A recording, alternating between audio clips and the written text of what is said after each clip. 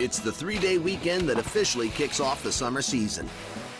A time for hanging at the beach, barbecuing, even catching a few laps of the Indy 500. But Memorial Day is also the most solemn American holiday, a day to remember those who made the ultimate sacrifice while defending their nation. The Civil War, America's bloodiest chapter. Over 600,000 soldiers killed in action. Almost every community in every state suffered the loss of young men. As the war came to an end, mourners in both northern and southern states began placing flags and flowers on the graves of fallen soldiers. The town of Waterloo, New York is officially credited with starting the holiday. On May 5, 1866, its citizens closed their shops and businesses so that everyone could decorate the graves of the men killed during the war. Then an old war general had an idea. John A. Logan was the leader of a Union Veteran Association. He spearheaded an effort to unite all the decoration services into one national holiday, designating May 30th as Decoration Day. On the first National Decoration Day, 1868, 5,000 war widows, orphans, and other mourners gathered at Arlington National Cemetery. They placed flowers and ribbons on the 20,000 graves of both Union and Confederate soldiers. Two future presidents and fellow Union veterans, Ulysses Grant and James A. Garfield, attended the ceremony. Throughout the 19th century, Decoration Day grew. Ceremonies were held in major Civil War battlefields like Gettysburg, Pennsylvania, and Antietam Field in Maryland. By the end of the century, the holiday was renamed Memorial Day. But war wounds ran deep. Most southern states refused to commemorate a holiday they regarded as honoring Union soldiers. So each state commemorated their war dead with different Confederate decoration days. Several southern states continue the tradition to this day. World War I ushered in the age of modern warfare. America lost over 130,000 soldiers in the global conflict. This shared experience finally bonded America's North and South. When the war ended, May 30th became a day to honor all American soldiers who died in battle as far back as the Revolutionary War. America interred its first unknown soldier in Arlington National Cemetery on Armistice Day, 1921. Every Memorial Day, this soldier and other unknown soldiers are honored with a wreath-laying ceremony conducted by the President or Vice President. They are reminders of all those who never made it home. Memorial Day became a federal holiday in 1971, and Congress shifted it from May 30th to the fourth Monday in May, giving federal workers a 3-day weekend. All across America, veterans and civilians still gather in parades and vigils to remember the generations who gave their lives for their nation's freedom.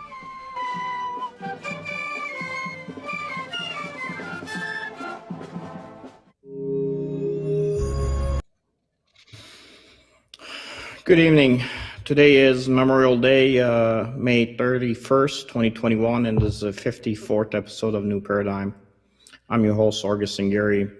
I'm glad you had a chance to see the History Channel look at Memorial Day and what really it means and how it came to be.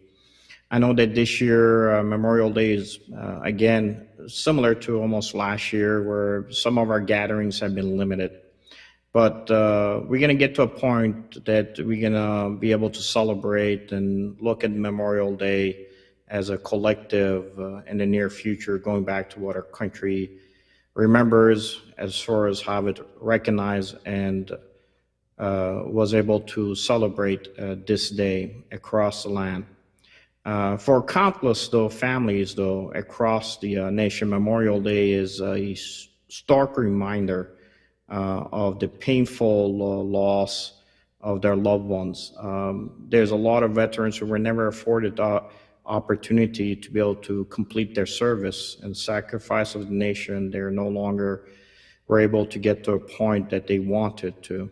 Their selfless service is what we look at as being a reminder of what war is about, and the fact that they served, whether it was in wartime or peacetime, or even unexpectedly they received a draft card in the mail to wear the uniform for the nation, shows that these are the best that America has to offer. We feel their loss, and I feel it every time I go to Arlington Cemetery and roam the fields or other places where is their final resting place. A lot of moms, dads, siblings, children feel immense loss year-round when they see empty chairs that their loved ones are no longer with them. Memorial Day does bring to the forefront the realities of what is possible, what happens. So because of that, we join in recognition of those families that have lost loved ones in the service of the nation. It is not easy. It is their courage and grace after unimaginable losses that really inspires us. Imagine sending off your loved one so that they can serve in combat to the nation.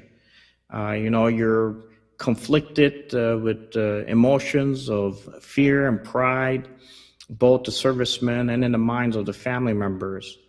But also knowing the fact that like any other send-off, you hug your loved ones, you kiss them, you say goodbye to them, but there comes a time where they walk away where you no longer can see them. And the reality is that what makes their send-off so difficult to war is that all too often the real possibility is that a military uniformed officer or chaplain may show up at your doorstep to deliver devastating news. And I have been there when that has happened. This is going to be the 20th year that our nation has been at war, one of the longest wars, conflict that America has been involved in. 2.7 million Americans have now served in both Iraq and Afghanistan, and half of those have deployed more than once, as I had. Those who returned are now our community members. They're your neighbors, they're your friends. In fact, I guarantee you, and with all due confidence, if you take enough time to go and visit with your veterans out there who live next to you, you'll be flooded with the stories of service and sacrifice of not their own, of others, and individuals who have witnessed firsthand combat. Then there are the ones who were not able to come back. These are the true heroes that can no longer speak for themselves. It is up to us, it is our obligation, not only to tell their stories, but also at the same time to honor the sacrifice of them and their memory by ensuring that their family members and the survivors are cared for. For an instant, Sergeant First Class Elwan Cash, who became the first Black serviceman who will be awarded and receive the Medal of Honor for his actions in Iraq. Sergeant Cash died on November 8, 2005, 22 years after his Bradley vehicle, or 22 days after his Bradley vehicle was struck in Iraq in a roadside bombing. He was 35 years old, and it was his second deployment to Iraq since the invasion. However, when his vehicle was hit and was engulfed in flames, where the fuel cells were engulfed because of the attack, he did not waver and tried to save his soldiers. Enemy were firing at the target after it was initially destroyed, but that didn't stop him from acting to the best of his capability to save them. He pulled a driver out that was still on fire, brought him to a point where he was able to put the flames out. He went back into the burning Bradley, although his uniform was soaked with fuel, and dragged out the other soldiers that were in that Bradley vehicle. He dragged out 6 other soldiers, although during the time he had 70% of his body was either 2nd degree or 3rd degree burns. And when he was given an opportunity to medically evac, he did not want to be the first one on that helicopter being medically evac. For those soldiers that he took out, unfortunately, they did make the final sacrifice, just like our hero did in that opportunity, in that combat. Look, nobody knows what's going through the minds of these soldiers at those critical moments. Unless you have served, you may know to an extent. But you can get a glimpse of what they did, especially when we're looking at Army Captain Goldberg, Medal of Honor recipient of Afghanistan in 2012, where he put himself between his soldiers and a suicide bomber. Goldberg survived the explosion and was able to push away the suicide bomber. He says in his own word that combat is a moment where you have to either make a decision that will more than likely decide whether you live or die. And in that particular position, you either be putting yourself in front of a bullet, in front of a suicide bomber, putting yourself in front of a mortar possibly, that's going to kill you. You have to do it for your men. And that's what love is. We may not know what was going through the mind of Sergeant First Class Cash, wherein he went to save his soldiers, but we do know the reality that he lost his life in the service of his nation. And it is up to us to ensure that we honor his memory and the heroes are no longer with us. And let us try to live up to the example that is set by these selfless patriots. I think one very good example is a speech that was given by Ronald Reagan on Memorial Day. And I think listening to it, it gives you kind of an understanding overall as to what the soldiers have gone through and why it is important to honor them.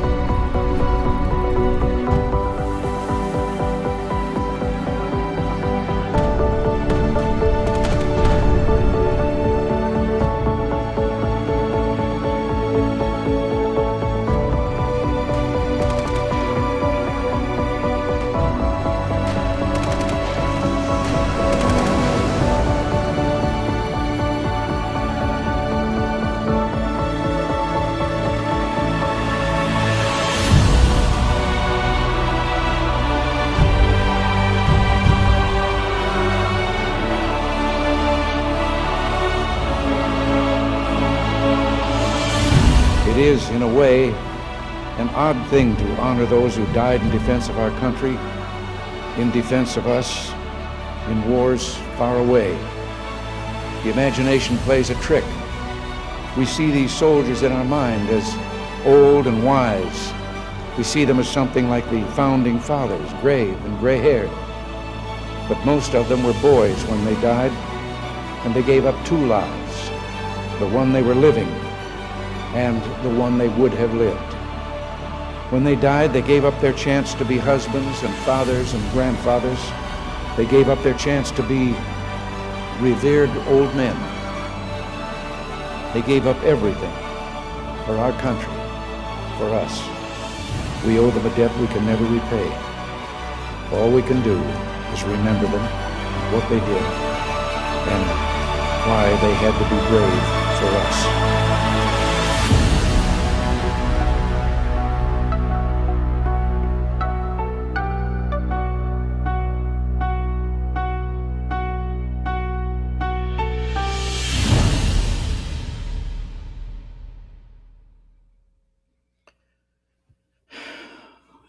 Patriotism is not easy. It is a difficult road. And if anything, starts from the parents. And the flag that I carried in combat with me was the one that my father and mother handed to me.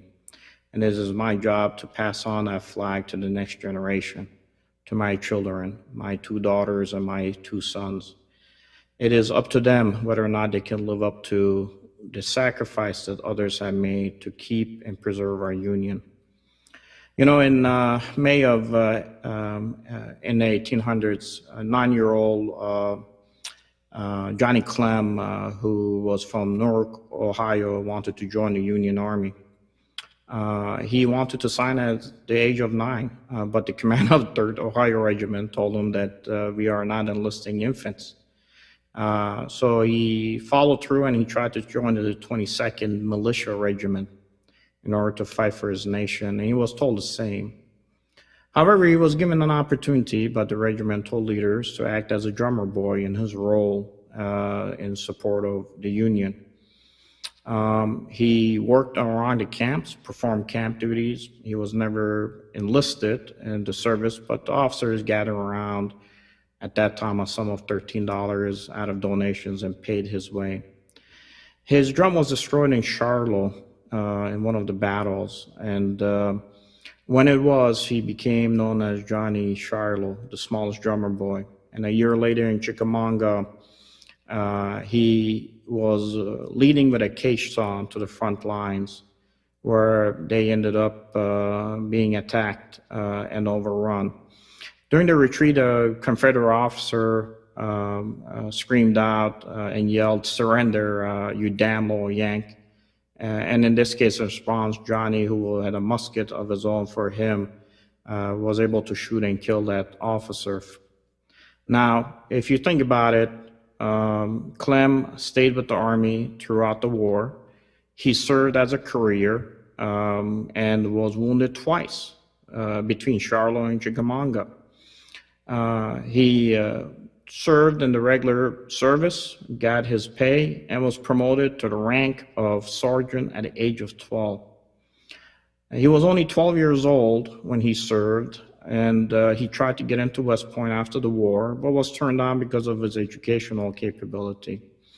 However, President Ulysses S. Grant at the time, receiving a letter from his commander in Shiloh, appointed him to a second lieutenant, and in a short time, he was able to make it to the rank of colonel and served as assistant quartermaster general, where he finally retired as a major general in 1916, where he had served 55 years in service of the nation. He died in 1937 and is buried in Arlington. The spirit that he possessed to serve the nation was something that was innate in him. It was that spirit that drove him to be able to serve the nation to where the Union was preserved. And it echoed across the ages to where today I'm able to, with 20 years of service to the U.S. military, sit and talk about him, about his sacrifice. It is very important to share that story for me with my children so they understand what it takes to keep our nation whole and what it takes to keep our nation prosperous moving into the future. The ones who are not able to make it back, we need to share their stories. The ones who are here today, we need to honor them and learn from them. And pray for those who will come after us in the future to pick up that flag, to be the bearer of that flag, to preserve the Union. I hope this Memorial Day you have had an opportunity to spend with your families in recognition of the ultimate sacrifice that those soldiers who could not come back paid for us. And I hope that as you reflect, you do your best to ensure that every single day is lived in a way where you honor them and their sacrifices. With that said, thank you for joining me. This is New Paradigms.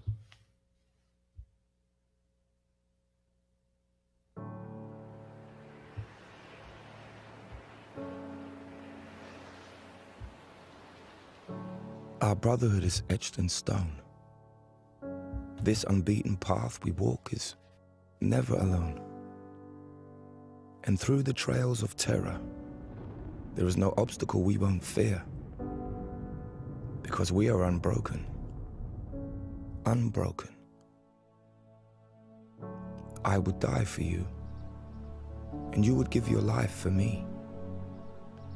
The very sense of being free. Can we revisit the times of past, as if I wish they would never fade and always last? for no demon real or in mind could ever challenge the courage of brotherhood, tested in time. So may we walk in the memory of those who forever hold the burden of our freedoms. And I promise to never let your memory die, because I'm free in it, and you are always with me, and never forgotten.